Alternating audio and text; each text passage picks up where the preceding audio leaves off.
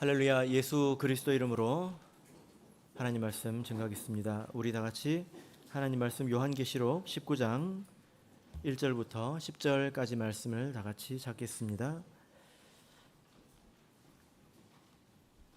하나님 말씀 요한계시록 19장 1절에서 10절 말씀을 저와 여러분이 한 절씩 교독하겠습니다. 1절.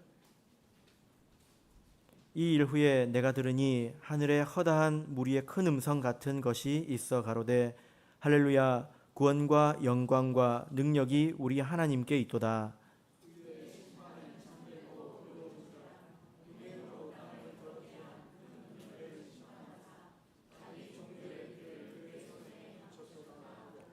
두 번째 가로되 할렐루야 하더니 그 연기가 세세토록 올라가더라.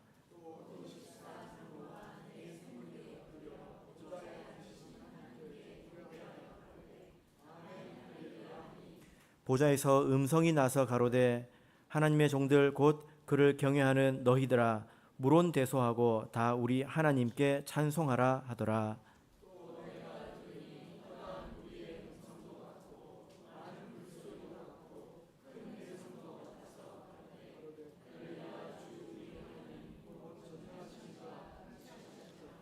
우리가 즐거워하고 크게 기뻐하여 그에게 영광을 돌리세.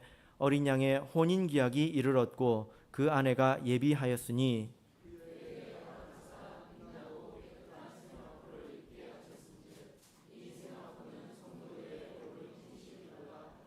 천사가 내게 말하기를 기록하라. 어린 양의 혼인 잔치에 청함을 입은 자들이 복이 있도다 하고 또 내게 말하되 이것은 하나님의 참되신 말씀이라 하기로 내가 그 발 앞에 엎드려 경배하려 하니 그가 나더러 말하기를 나는 너와 및 예수의 증거를 받은 내 형제들과 같이 된 종이니 삼가 그리하지 말고 오직 하나님께 경배하라.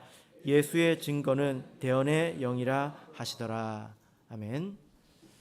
네, 오늘 이 시간은 할렐루야 송가라는 제목으로 요한계시록 19장 말씀을 나누도록 하겠습니다. 성경을 보면 사람이 하나님께 지음을 받고 나서 이제 말을 하기 시작하는데요. 사람이 한 말 가운데서 가장 먼저 한 말, 성경의 기록을 기준으로 봤을 때 가장 첫 번째 말이 무엇일까요? 바로 아담이 한 말이겠죠. 누구에게 한 말일까요? 자기 아내에게 한 말입니다. 그래서 이는 내 뼈 중에 뼈요 살 중에 살이라. 바로 이 말이죠. 참으로 아름다운 그런 고백 아니겠습니까? 하나님께서 주신 것에 대한 기쁨과 감격의 표현입니다. 그리고 이 이후로 이 소리가 끊어지지 않고 있습니다. 무슨 말입니까? 지금까지 이 이후로 계속 결혼이 이어져 오고 있지 않습니까? 세상에 여러 환란이 있었고 또 여러 전쟁이 있었지만 이 세상에서 결혼이 끊어진 적은 없습니다. 그때는 결혼식장에서는 적어도 이렇게 말하지 않습니까? 이는 내 뼈 중에 뼈요 살 중에 살이라 이렇게 말하지 않습니까?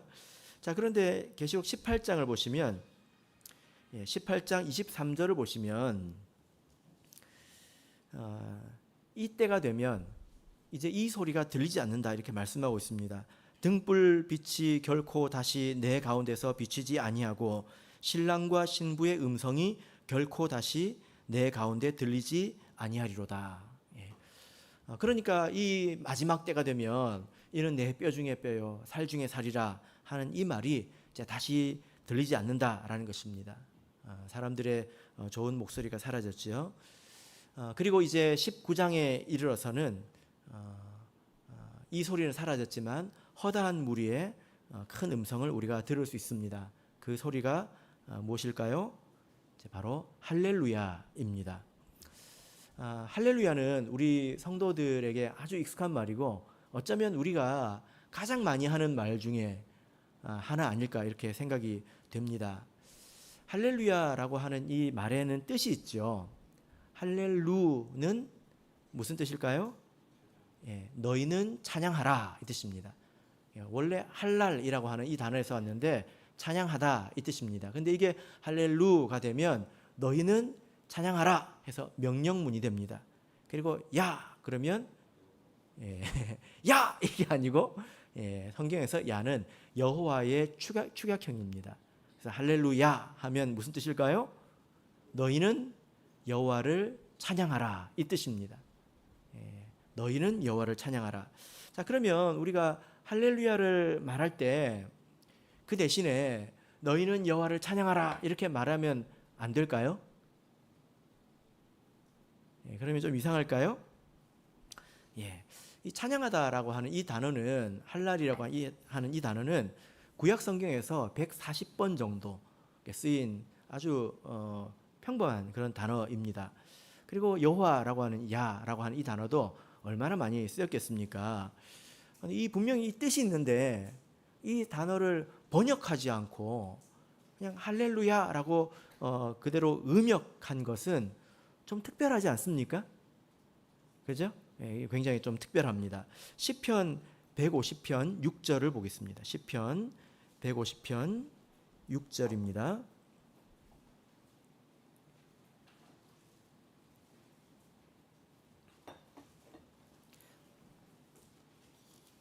시편 150편 6절 자 읽겠습니다. 시작. 호흡이 있는 자마다 여호와를 찬양할지어다 할렐루야. 자 여기 보면 할렐루야가 나오죠. 근데 그 앞에 여호와를 찬양할지어다가 있지 않습니까? 이건 뭘까요? 이 150장 6절을 좀 풀어보면요. 호흡이 있는 자 그는 여호와를 찬양하라. 너희들은 여호와를 찬양하라 이렇게 되어 있습니다. 그러니까 좀 이상하지 않습니까? 그는 여호와를 찬양하라 이거는 번역을 했어요. 그런데 뒤에 너희들은 여호와를 찬양하라 이거는 번역을 안 하고 그냥 할렐루야로 이렇게 담았다는 것입니다. 어떻습니까? 좀 신기하죠. 이제 신약이 넘어와서 할렐루야라고 하는 이 단어가 또 나오는데 오늘 여러분께서 성경에 나오는 모든 할렐루야를 다 신약 성경에 나오는 모든 할렐루야를 다 읽으신 겁니다. 신약 성경에는 할렐루야라고 하는 단어가 계시록 19장에만 나옵니다. 4번이 나오죠. 여기서도 보면 할렐루야라고 음역을 하고 있지 않습니까? 그죠? 마치 이것은 아멘과도 같습니다. 아멘. 여러분 아멘 아시죠? 이 아멘도 그렇습니다. 이 아멘은 원래 그 뜻이 있습니다. 뜻이 뭡니까? 진실로 이 뜻이죠. 진실로. 경상도 사람이 번역했다면 뭐라고 번역했을까요? 참말로. 참말로 이겁니다. 그래서 어떤 곳에는 이 단어가 그대로 번역이 된 곳이 있습니다. 기억나십니까? 진실로 진실로 내가 너에게 이르노니 예수님께서 말씀하셨잖아요. 예수님께서 뭐라고 말씀하셨을까요? 아멘 아멘 내가 너에게 말한다 이렇게 했습니다. 근데 어떤 데서는 이렇게 진실로 참말로 진짜로 이렇게 번역을 했는데 어떤 데서는 그냥 아멘이라고 하고 있습니다. 어디 있을까요? 이제 계시록 이제 마지막 신약의 제일 끝절 계시록 22장 21절인데요. 주 예수의 은혜가 모든 자들에게 있을지어다 참말로. 그럼 좀 이상하잖아요. 그죠? 그래서 진실로와 아멘은 좀 차이가 있습니다. 그 단어 안에 뜻이 있지만 그 단어 안에 우리의 어떤 또 신앙이 또 들어있지 않습니까? 그죠? 그런 것처럼 이 할렐루야도 너희들은 여호와를 찬양하라 그 이상의 어떤 의미를 담고 있다는 것입니다. 그래서 이렇게 음역을 해놓은 것입니다. 그래서 우리 이제 신앙 안으로 들어와서 우리는 참 할렐루야를 많이 합니다. 왜 이렇게 됐을까요?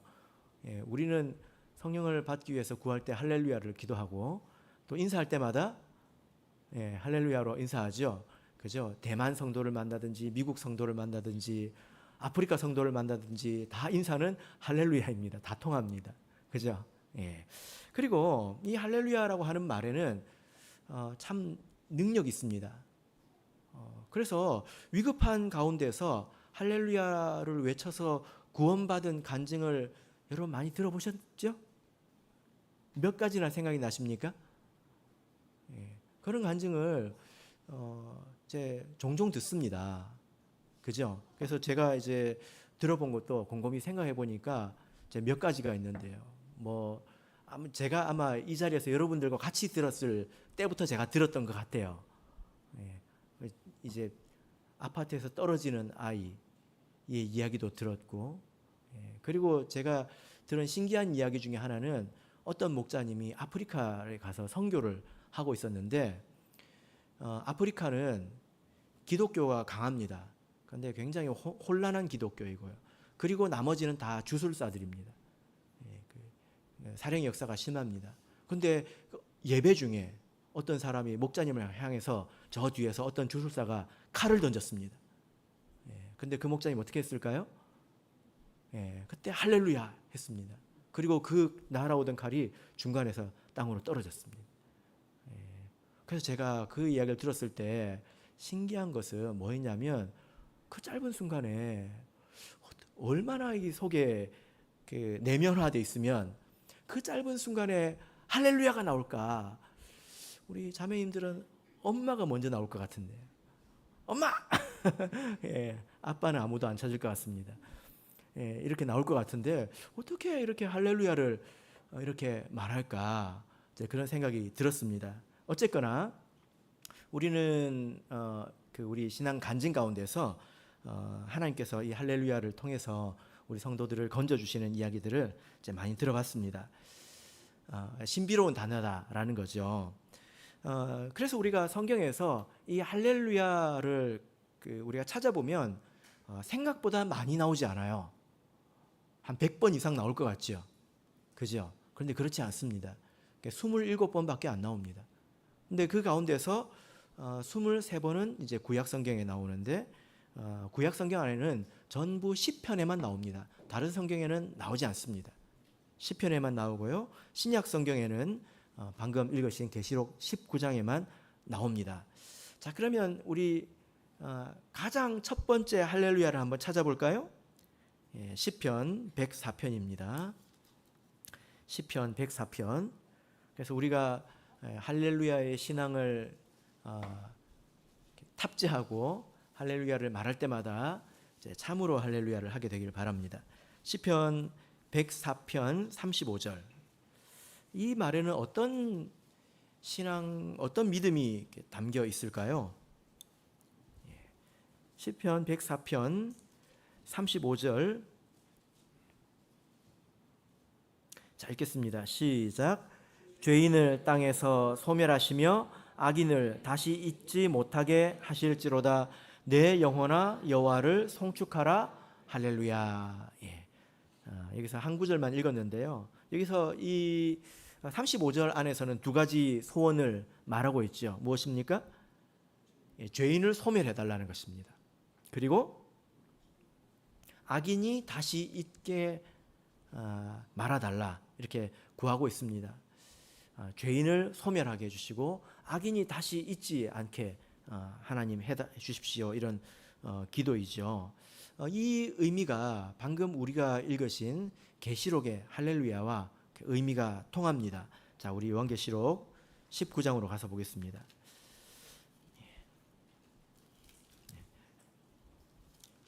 요한계시록 19장, 이 본문을 보시면 조금 전에 말씀드린 것처럼 총 4번의 할렐루야가 나오는데, 자, 먼저 누가 할렐루야를 하는지 자 보겠습니다.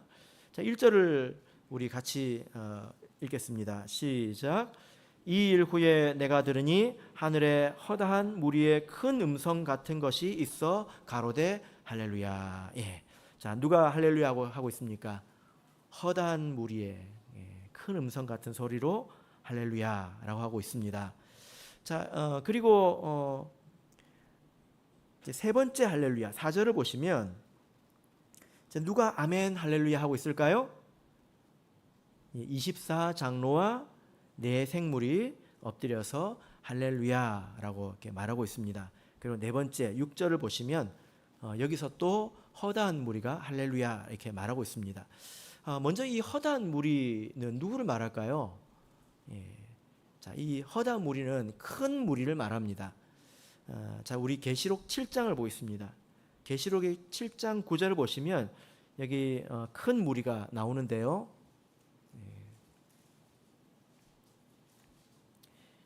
큰 무리 그러면 정말로 많은 사람을 생각할 것이 아니라 성경 안에서 이 큰 무리가 누구를 말하고 있느냐 이것을 이렇게 봐야 합니다. 그래서 큰 무리 그러면서 우리 성도들 돌아보고 별로 크지 않은데 이렇게 생각하면 이제 잘 안 통하겠죠. 7장 9절 읽겠습니다. 시작. 이 일 후에 내가 보니 각 나라와 족속과 백성과 방언에서 아무라도 능히 셀 수 없는 큰 무리가 흰옷을 입고 손에 종려 가지를 들고 보좌 앞과 어린 양 앞에 서서. 자, 여기 보면 아무라도 셀 수 없는 큰 무리가 나왔습니다. 글자는 다르지만 이것이 허다한 무리와 같은 이제 원문 글자입니다. 이들은 누구일까요? 손에 종려 가지를 들고 있죠. 그리고 어린 양 앞에 서 있습니다. 이들은 최종적으로 승리한 그런 신도들을 말합니다. 최종적으로 하나님 나라에 도달한 구속의 역사의 끝자락에서 하나님 앞에 있는 자들을 말합니다. 물 세례를 받고 성령 세례를 받고 마지막에 불 세례까지 통과한 자들을 말합니다. 그래서 14절을 보시면 이 셀 수 없는 큰 무리를 누구라고 말하고 있습니까? 내가 가로되 내 주여 당신이 알리이다 하니 그가 나더러 이르되 이는 큰 환난에서 나오는 자들인데, 큰 환난에서 나오는 자들이다 이렇게 말하고 있지 않습니까? 그래서 요한계시록을 우리가 이렇게 줄이고 정말 말도 안 되게 간단하게 줄여본다면 하나님께서 이 땅에서 자기 백성을 부르시고 마치 하나님이 없는 것 같은 고난 가운데 던지셔서 그들을 완성하신다는 겁니다. 그들이 믿음으로 그 고난을 통과하는 것입니다. 이것이 전체 말세의 구속 역사이지요. 자, 그래서 여기서 큰 환난에서 나오는 자들이다 이렇게 말하고 있습니다. 마지막에 할렐루야를 하는 자들이 누구인지 아시겠죠? 하나님 앞에 마지막까지 있는 자들이라는 것입니다. 자, 그러면 이 할렐루야라는 말 속에는 또 어떤 의미가 담겨 있는가 우리 같이 보겠습니다.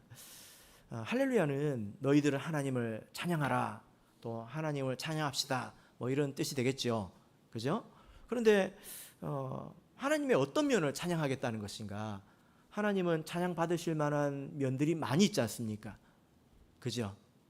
여기서는 특별히 무엇을 말하는 것인가? 우리 같이 보겠습니다.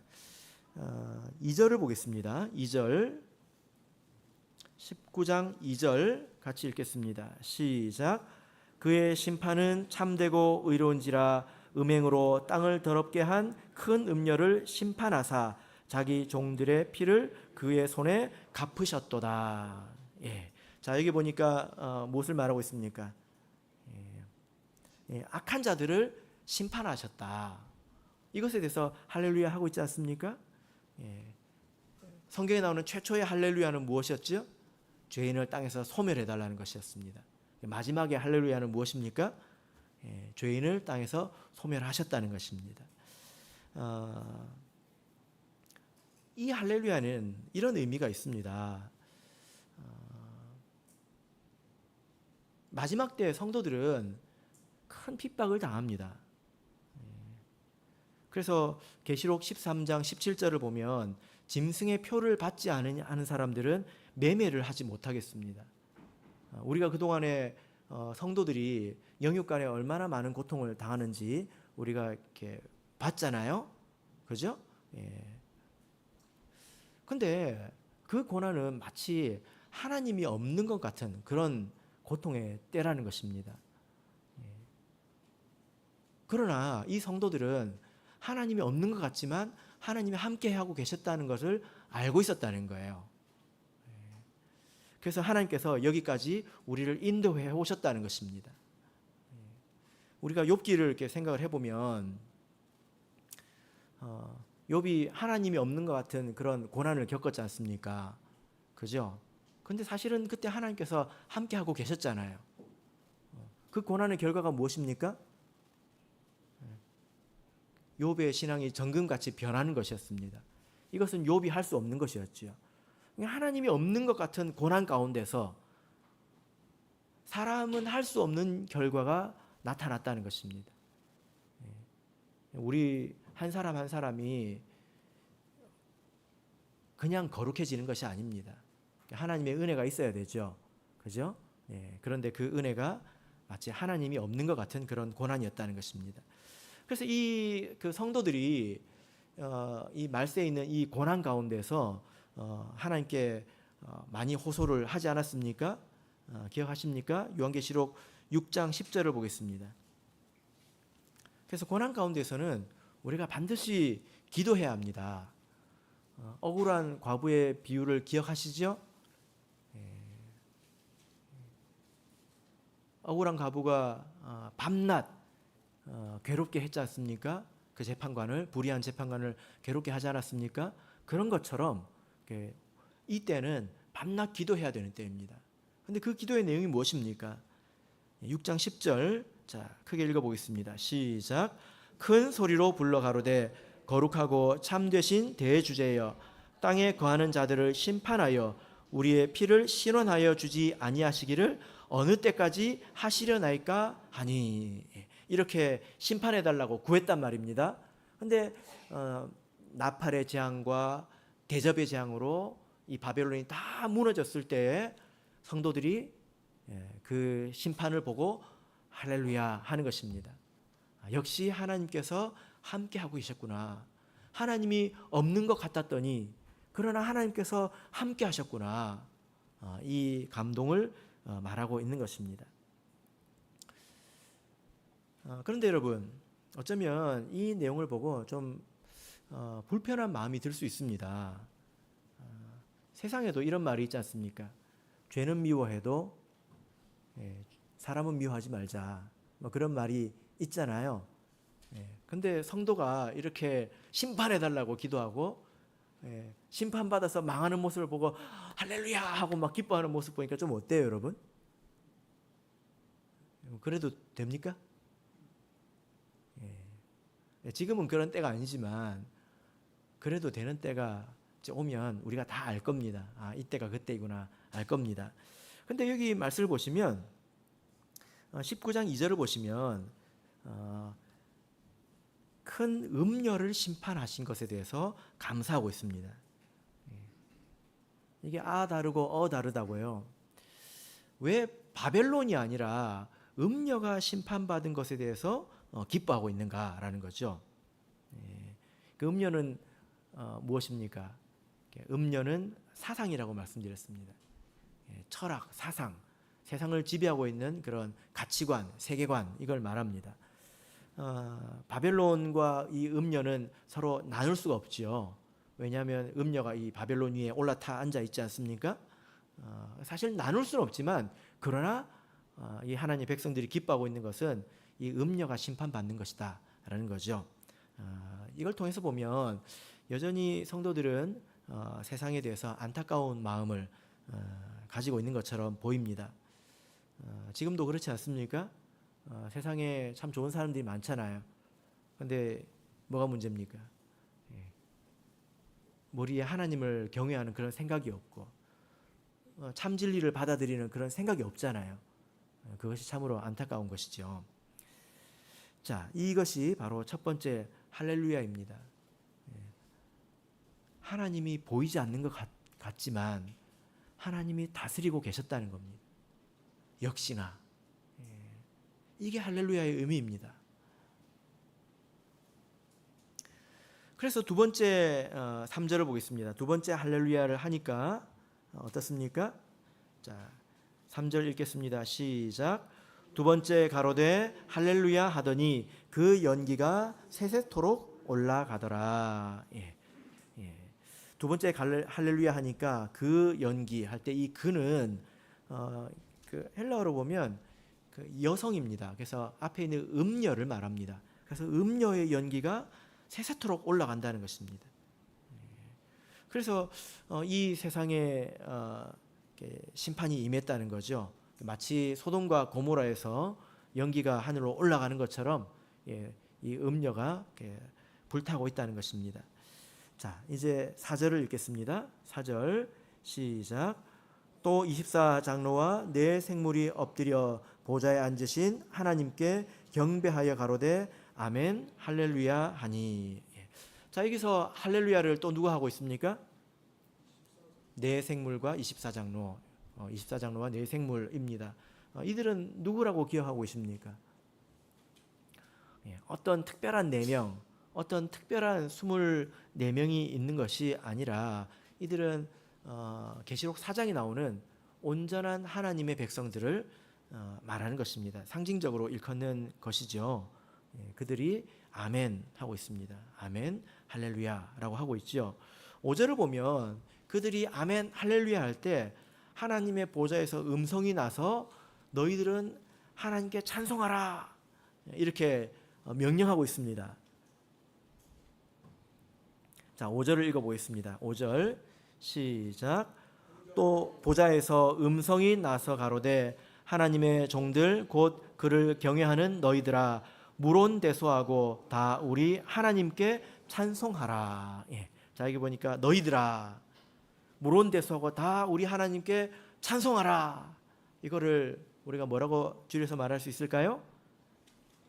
할렐루야겠죠. 여기서는 하나님이니까 여호와가 아니라 하나님이니까 여기서 이렇게 하고 있습니다. 그래서 하나님께서 너희들은 하나님을 마땅히 찬양해야 된다 이렇게 이야기를 하고 있습니다.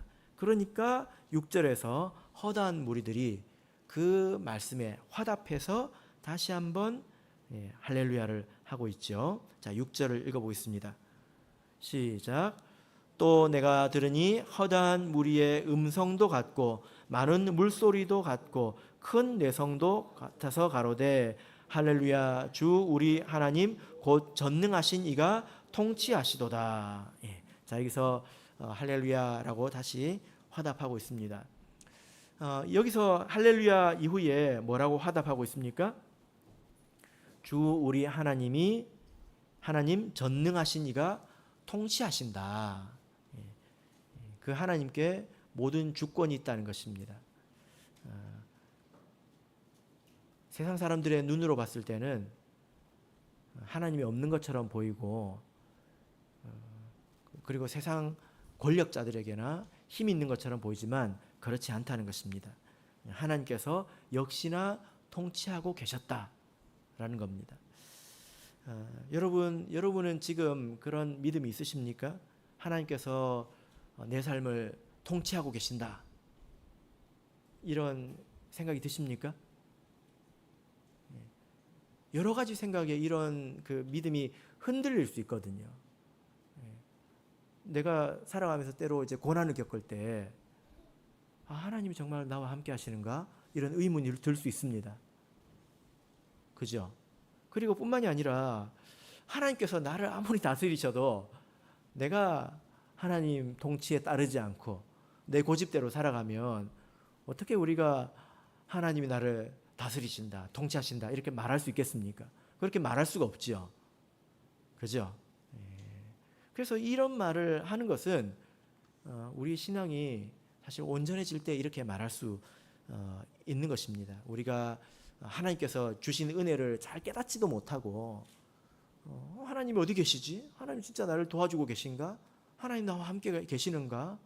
이것을 느끼지 못할 수도 있고 하나님께서 나에게 주시는 말씀이나 나를 깨닫게 해주시는 말씀에 순종하지도 않고 그런다면 정말 하나님은 어디 계신 걸까? 이런 생각이 들지 않겠느냐라는 거죠.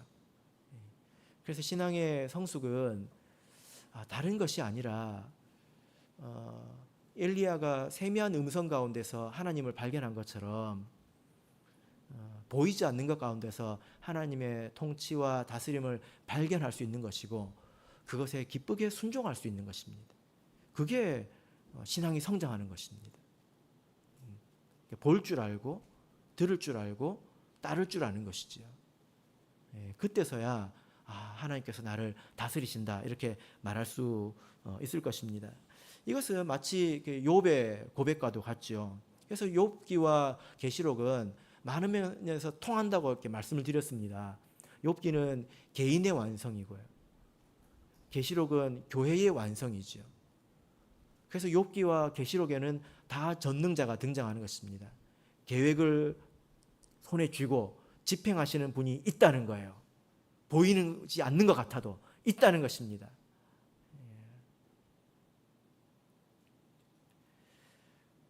욥도 힘들어하지 않았습니까? 욥도. 그러나 마지막에 욥이 뭐라고 고백합니까? 내가 죽게 대하여 귀로 듣기만 하였사더니 이제는 눈으로 주를 배움나이다. 하나님께서 여기까지 나를 인도해 오셨습니다. 이렇게 욥이 인정하지 않습니까? 우리가 이런 그 믿음을 더욱더 가져 나가도록 노력해야 되겠습니다. 서로 권면하고 또 서로 배우고 해야 되겠습니다. 시편 106편을 보겠습니다. 시편 106편입니다.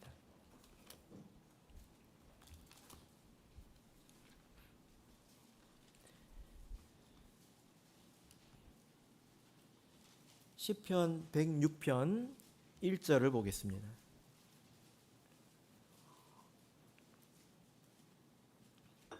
시편 106편 자 읽겠습니다. 시작. 할렐루야. 여호와께 감사하라. 그는 선하시며 그 인자심이 영원함이로다. 할렐루야가 나왔죠. 자 끝절을 보겠습니다. 끝절 읽겠습니다. 시작. 여호와 48절입니다. 48절 시작. 여호와 이스라엘의 하나님을 영원부터 영원까지 찬양할지어다. 모든 백성들아 아멘 할지어다. 할렐루야. 할렐루야로 시작해서 할렐루야로 끝나는 시편이 있습니다. 근데 이 시편 106편을 읽어보면 이 시편은 역사시입니다. 역사시. 이스라엘의 역사가 담겨 있다는 거예요. 그래서 이 내용을 읽어보면 홍해를 가르시고 고라당을 집어삼키시고 미르바의 기적, 여러 가지 징계들, 이스라엘 백성이 겪었던 많은 일들이 있습니다. 그래서 이스라엘 백성들이 연단되어 나가는 그런 과정이 있죠. 그 결과가 무엇입니까? 할렐루야라는 것입니다. 이것은 우리의 삶을 말하는 겁니다. 우리가 하루하루를 걸어갈 때는 굴곡지고 힘들고 어렵고 또 낭패의 순간을 만날 수도 있습니다. 그러나 그때 하나님이 안 계신 걸까요? 우리가 믿음 안에 살아간다면 우리가 우리 일생의 마지막 날에 도달해서 우리 뒤를 돌아보면 그 모든 곳에 하나님이 계셨다는 것을 알게 될 겁니다. 그리고 그때 할렐루야라고 말할 수 있는 거죠. 역사의 모든 것은 사실 다 지나갑니다. 이스라엘 백성이 광야에서 당한 고난들을 생각해 보십시오. 얼마나 고통스러웠을까요? 많은 사람들이 죽고 또 광야길을 걸어간다고 하는 것이 쉽지 않았습니다. 그러나 그 모든 것이 지나가고도 또 지나가지 않았습니까? 그리고 제일 마지막에는 무엇이 남았죠? 할렐루야가 남았다는 거예요. 무슨 뜻입니까? 하나님이 함께 하셨다는 것입니다. 그래서 지금도 우리는 하나님이 함께 하신다는 것을 알아야 합니다. 그래서 우리 참예수교회 성도들은 하나님께서 함께 하신 것을 알고 계시기 때문에 비록 고난의 순간이라든지 또 어려움의 순간 모든 순간에 하나님께서 함께 하신 것을 알고 있기 때문에 우리가 할렐루야를 말하는 거죠. 그죠? 그래서 우리가 할렐루야를 더 말해야 되겠습니다. 할렐루야 노래가 있는 거 아십니까? 1927년에 대만에서 어떤 그 천사가 노래를 가르쳐 줬습니다. 그래서 할렐루야 노래가 지금까지 전해져 내려오고 있는데 우리 같이 한번 불러보겠습니다. 예. 뭐 처음 들은 것처럼 이렇게 제가 몇 시간 전에 말을 했는데 네. 혹시 이 그 노래를 들어보신 적 있으십니까? 아시는 분 손 한번 들어보시죠. 예. 자, 그러면 우리 같이 한번 불러보겠습니다. 자, 부르기 전에 이 가사를 한번 생각해 보세요. 왜 이렇게 말하고 있는지. 예, 한번 부르면서 생각해 보시길 바랍니다.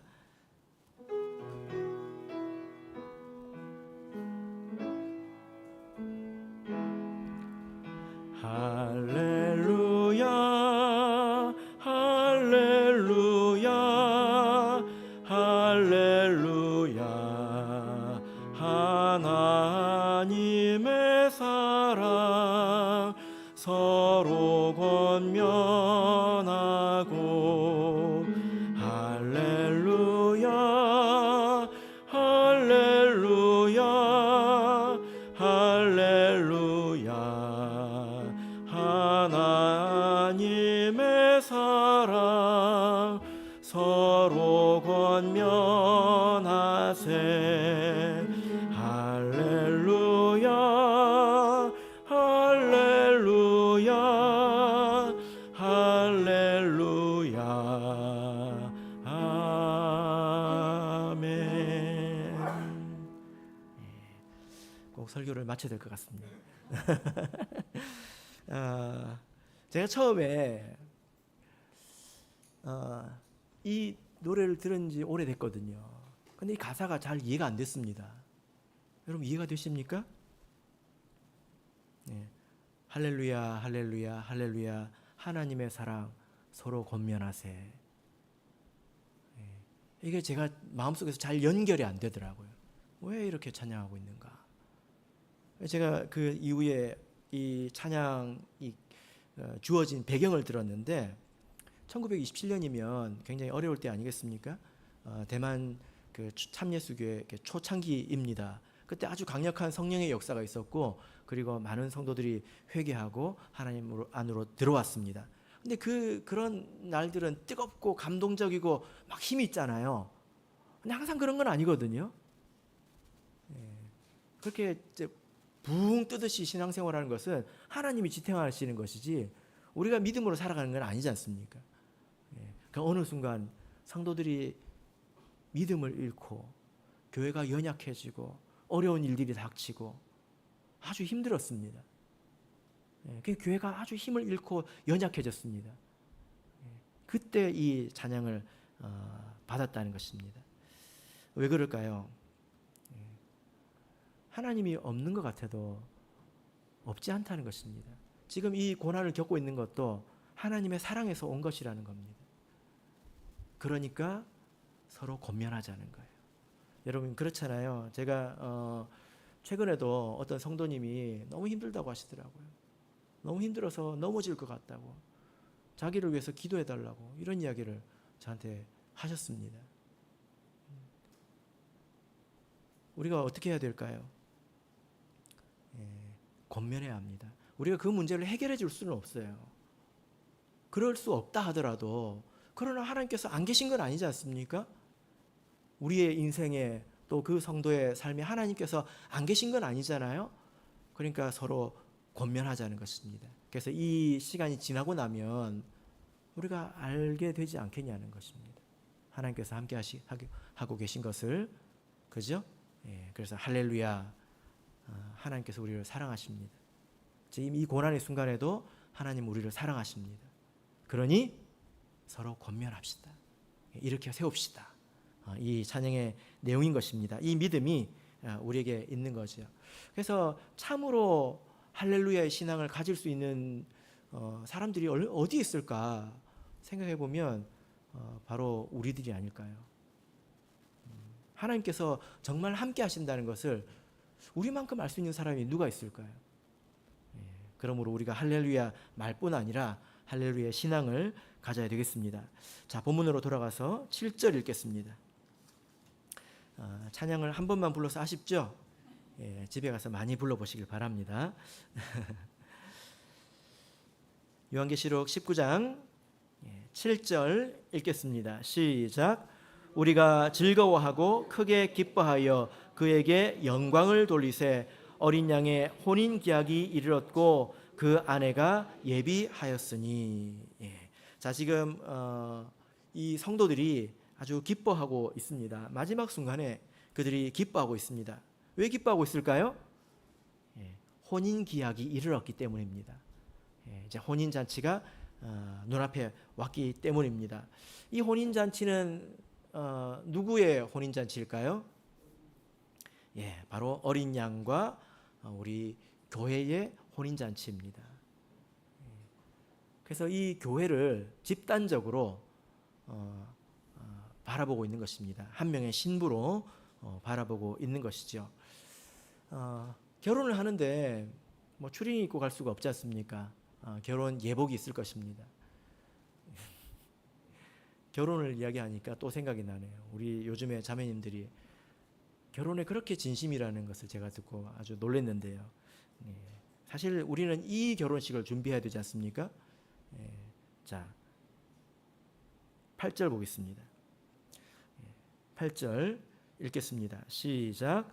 그에게 허락하사 빛나고 깨끗한 세마포를 입게 하셨은즉 이 세마포는 성도들의 옳은 행실이로다. 요즘에 결혼식장에 가서 뭐 웨딩드레스 하나 빌리려고 하면 얼마나 드는지 모르겠습니다. 우리 찬호신 학생님이 가장 최근에 결혼하셨죠. 올해 결혼하셨으니까 얼마 정도 합니까? 55만 원이요. 예? 빌려주는데 55만 원. 아마 다른 거하고 좀 이렇게 그 생각보다 안 비싸네요. 제가 잘못 말한 겁니까? 그 정도는 비싼 건가요? 비싼 거죠. 네. 우리가 마지막에 우리 참예수교회가 어린 양의 신부로 입어야 될 옷은 어떤 옷일까요? 빛나고 깨끗한 세마포입니다. 이 세마포가 누가 입던 옷인지 아십니까? 고운 배옷인데요. 누가 입는 옷일까요? 부자와 나사로에 비유해서 부자가 입던 옷입니다. 엄청 비싼 옷이라는 거예요. 그래서 이제 웨딩 드레스를 이렇게 비싼 걸 입어야 되느냐? 그게 아니죠. 이 세마포는 세상에서 제물로 비싸게 주고 살 수 있는 그런 옷이 아니라 무엇이죠? 성도들의 옳은 행실이라는 것입니다. 옳은 행실. 여러분, 이 고난의 이유가 사실 여기 있지 않습니까? 우리 성도들은 우리 사람은 사실 교만하기가 너무 쉽습니다. 그리고 고난이 없으면 쉽게 거룩해지지 않습니다.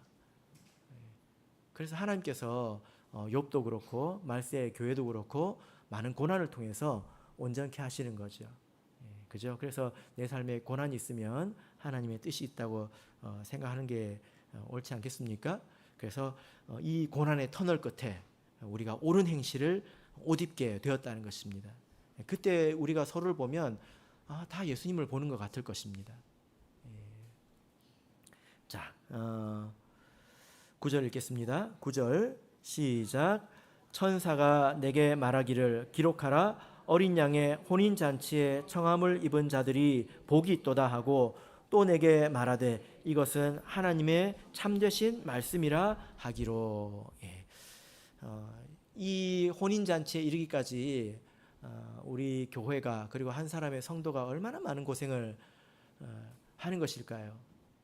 우리 한 사람이 온전해지기 위해서 숱하게 많은 눈물을 흘리고 또 고난을 당했다는 것입니다. 그래서 참 힘들다, 여기 이러는 거 참 힘들다라고 말할 수 있지만 그러나 잊어서는 안 되는 것이 그것이 복이라는 것입니다. 왜 복이 됩니까? 누가복음 13장 24절을 보면요, 좁은 문으로 들어가기를 힘쓰라 이렇게 말씀하고 있습니다. 좁은 문은 길이 좁고 협착해서 아주 불편하고 그런 곳이지 않습니까? 그런데 여기서 예수님께서 뭐라고 말씀하시냐면 내가 너희에게 이르노니 들어가기를 구하여도 못하는 자가 많으리라. 세상을 보면 그 길이 아무리 좁다고 하더라도 내가 걷겠습니다, 하나님 걷겠습니다, 이런 투철한 정신을 가지고 있는 사람들이 많이 있습니다. 그런데 그렇게 구한다고 해서 걸어지는 게 아니라는 거예요. 내가 좁은 길을 걸어갈 수 있는 것도,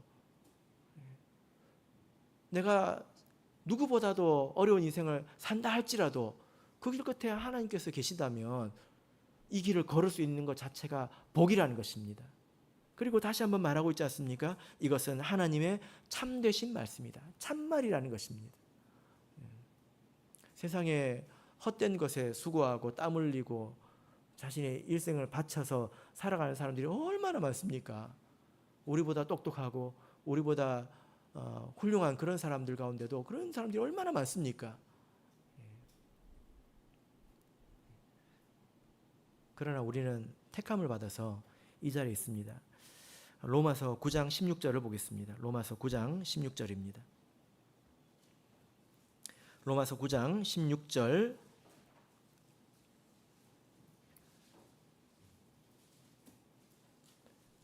애써 걸었지만 사실 구원은 은혜로 되는 것입니다.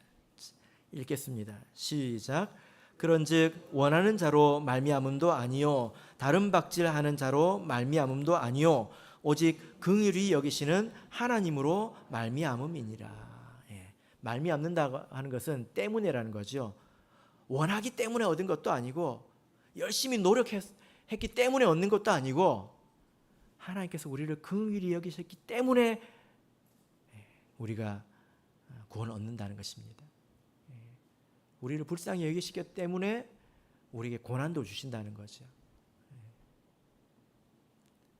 그래서 우리가 마땅히 감사해야 하는 것입니다. 자, 이제 마지막으로 10절을 보겠습니다.